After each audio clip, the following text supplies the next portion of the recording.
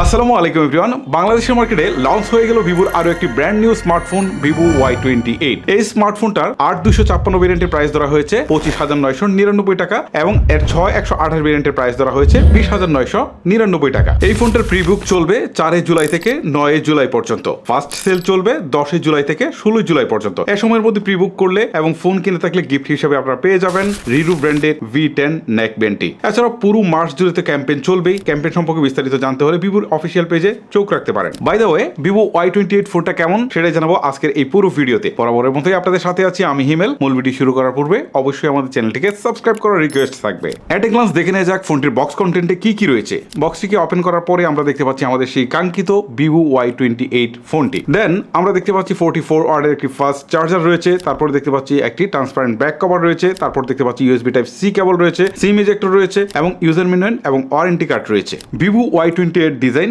2024 সালে লঞ্চ হওয়া স্মার্টফোনগুলোর ডিজাইনের মতো অ্যাজ ইউজুয়ালি বলা যায়। রিয়ার পার্টটি একদমই ফ্ল্যাট রাখা হয়েছে, তবে সাইড ফ্রেমটি কিছুটা রাউন্ড শেপে। আর সাইড ফ্রেমটি গ্লসি হওয়াতে খুব সহজে আঙ্গুলের চাপ বসে যাচ্ছিল। ফোনটি দুটি কালারে পাওয়া যাবে। তার মধ্যে কোন কালারটি আপনার কাছে সবচেয়ে বেশি ভালো লেগেছে সেটা চাইলে আপনারা কমেন্ট করে আমাকে জানাতে পারেন। পিছনের দিকে ম্যাট ফিনিশ হওয়াতে একদমই আঙ্গুলের চাপ বসছিল না। ফোনটির ওয়েট 199 গ্রাম এবং থিকনেস 7.99 মিলিমিটার। প্রপার ওয়েট ডিস্ট্রিবিউশনের কারণে ফোনটি যথেষ্ট লাইট ওয়েটই মনে হয়েছে আমার কাছে। এই ফোনের যে জিনিসটা আমার কাছে সবচেয়ে বেশি সারপ্রাইজ লেগেছে তা হচ্ছে 6000 মিলিঅ্যাম্পের ব্যাটারি দেওয়ার পর একটা ফোন যতটা মোটা এবং ভারী হওয়ার কথা ছিল ঠিক ততটা হয়নি। আমার কাছে কেন জানি বারবারে মনে হচ্ছিল যে এখানে 5000 মিলিঅ্যাম্পের ব্যাটারি দেওয়া হয়েছে। সো এইটা ছিল এই ফোনের একটা সারপ্রাইজিং ব্যাপার। উপরের দিকে কোনো প্রকার সেকেন্ডারি নয়েজ ক্যান্সেলেশন নেই, যা এই বাজেটে মাস্ট বি প্রত্যাশিত ছিল। ডান পাশে ভলিউম রকার এবং তার নিচেই থাকছে power button plus physical fingerprint scanner. Physical fingerprint স্ক্যানারের আনলকিং স্পিড ঠিকঠাকই লেগেছে আমার কাছে। ফ্রন্ট পার্টে লক্ষ্য করলে দেখবেন 5 হোল যুক্ত ডিসপ্লে দেওয়া হয়েছে। 5 হোলের সাইজ ঠিকঠাক থাকলেও সিন এন্ড সাইড বেজালা আর একটু নেরো করা প্রয়োজন ছিল। ফোনটিতে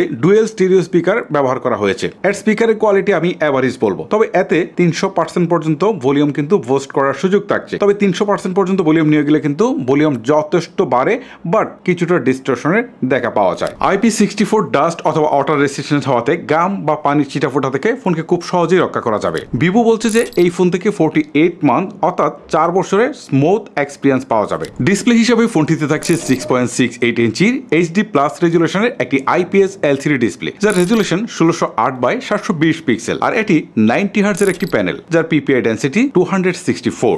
ডিসপ্লে HD প্লাস হওয়াতে মাস্ট বি আপনি শার্পনেসের ঘাটতি লক্ষ্য করবেন। তবে একটা জিনিস আমার কাছে ভালো লাগেনি, সেটা হচ্ছে HD প্লাস রেজুলেশনের ডিসপ্লে। এই বাজেটে must be full HD plus provide করা উচিত ছিল। ডিসপ্লে কালার রিপ্রোটেকশন বা টাচ রেসপন্স ঠিকঠাকই লেগেছে আমার কাছে। এটি 90 হার্টজের ডিসপ্লে হওয়াতে স্ক্রলিং বা ট্রানজাকশনে স্মুথ একটা এক্সপিরিয়েন্স আমরা পেয়েছি। আমার এই কয়েকদিন ব্যবহারে এই ডিসপ্লেতে টাচ রেসপন্স জনিত কোনো ইস্যু আমি খুঁজে পাইনি। এই স্মার্টফোনে 1000 নিট পিক ব্রাইটনেস দেওয়া হয়েছে। এই জিনিসটা কিন্তু পার্সোনালি আমার কাছে বেশ ভালো লেগেছে, কারণ এই বাজারের স্মার্টফোনগুলোতে আমরা কিন্তু 500 থেকে 700 বা 800 পিক ব্রাইটনেস দেখে থাকি। সো এখানে কিন্তু 1000 নিট পিক ব্রাইটনেস দিয়েছে। যাই হোক, আউটডোর সিচুয়েশনে বেশ ভালোভাবে ফোনটাকে অপারেট করা যাচ্ছিল। সূর্যের প্রখর আলোর মধ্যে ফোনটাকে অপারেট করতে গিয়ে কোনো ধরনের প্রবলেম আমাকে ফেস করতে হয়নি। চিপসেট হিসেবে এই ফোনে ব্যবহার করা হয়েছে মিডিয়াটেক Helio G85 আর জিপিইউ হিসেবে এতে থাকছে Mali G52 MC2।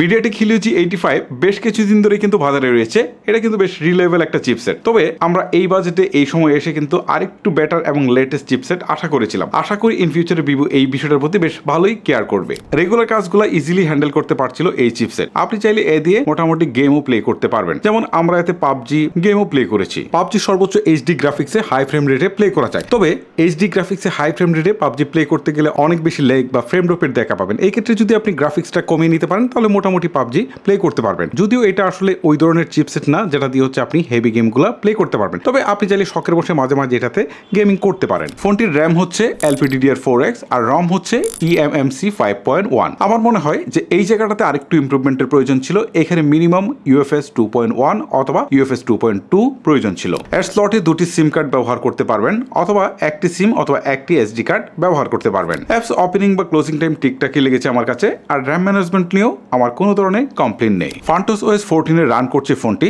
যার ব্যাকএন্ডে থাকছে Android 14। ফান্টোস OS এর পারফরমেন্স ঠিকঠাকই লেগেছে আমার কাছে। এর UI বেশ কিছু প্রি ইনস্টল অ্যাপ আছে, আপনি চাইলে যার ম্যাক্সিমামই আনইনস্টল করে ফেলতে পারেন। আমার এই কয়েকদিনের ব্যবহারে এর UI কোনো ধরনের বাগের দেখা পায়নি। ফোনটির রিয়ারে 50 মেগাপিক্সেলের প্রাইমারি ক্যামেরা থাকছে আর ফোনটির সেলফিতে থাকছে একটি 8 মেগাপিক্সেলের ক্যামেরা। ভিভো Y28 তোলা ছবিগুলো ঠিকঠাকই লেগেছে আমার কাছে। ছবিতে শার্পনেস এন্ড ডিটেলস বেশ ভালোভাবে ধরে রাখতে পেরেছে। ছবিতে কালার টোন অলমোস্ট ন্যাচারালের কাছাকাছি বলা যায়। ছবিতে এক্সপোজারের কিছুটা ইস্যু আছে, আর ডাইনামিক রেঞ্জটাও আমার মতে আরেকটু বেটার হওয়া উচিত ছিল। ছবিতে কিছুটা ওয়ার্ম টোনের প্রাধান্য আপনি লক্ষ্য করবেন। সেলফি ক্যামেরার ছবিগুলো বাজেট অনুযায়ী ঠিকঠাকই বলতে হবে। সেলফি ক্যামেরায় ফেসকে একটু বেশি স্মুথ করে তোলার একটা প্রবণতা রয়েছে। ওভারঅল সেলফি ক্যামেরার ছবিগুলো আপনার কাছে বেশ ভালোই লাগবে। ফোনটি ব্যাক এন্ড ফ্রন্টে সর্বোচ্চ 1080p 30 fps এ ভিডিও শুট করতে পারবেন। ফুটেজের কোয়ালিটি চলনসই হলেও এতে কোনো প্রকার স্টেবিলাইজেশন নেই, যেটা এই বাজেটে অনেকাংশই আমরা প্রত্যাশা করেছিলাম। সত্যি বলতে পাওয়ার সেকশনে ভিভো কিন্তু এই ফোনটাতে যথেষ্ট ভালো করেছে। এখানে তারা 6000 মিলিঅ্যাম্পের একটা ম্যাসিভ ব্যাটারি দিয়েছে। এখন কিন্তু আমরা আগের তুলনায় স্মার্টফোন অনেক বেশি ইউজ করছি, অনেক বেশি ফেসবুকিং করছি, ইউটিউবিং করছি, যে কারণে আমাদের ব্যাটারি খুব দ্রুতই শেষ হয়ে যাচ্ছে। আর এই জায়গায়